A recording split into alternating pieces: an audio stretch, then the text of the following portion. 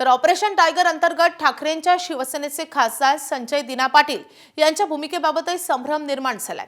संजय दिना पाटील आजच्या बैठकीला जाणार असल्याची माहिती आहे, मात्र अजून ते माध्यमांसमोर आलेले नाहीत, त्यामुळे त्यांच्याबाबत संभ्रम कायम आहे। त्यांच्या घराबाहेरून आढावा घेतलाय आमचे प्रतिनिधी सुरज सावंत यांनी।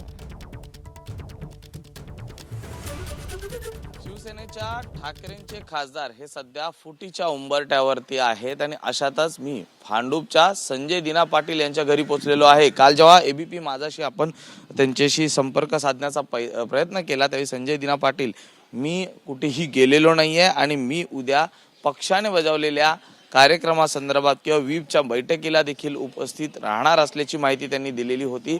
मी सध्या संजय दिना पाटील यांच्या घराबाहेर आहे। आपण पाहिलं तर मोठ्या प्रमाणात पोलीस बंदोबस्त तर या ठिकाणी पाहायला मिळतोच आहे। कालपर्यंत या ठिकाणी माध्यम असतील किंवा पोलिसांची मोठ्या प्रमाणात गर्दी ही पाहायला मिळत होती। आज सकाळपासूनच खरं तर या ठिकाणी संजय दिना पाटील यांच्या घराबाहेर आपण पाहिलं तर पोलीस बंदोबस्त हा वाढवण्यात आलेला आहे। त्यांच्या घरात सध्या ते नसल्याची माहिती मिळते आहे। संजय दिना पाटील यांची नेमकी भूमिका काय आहे हे येणाऱ्या काही तासातच स्पष्ट होईल।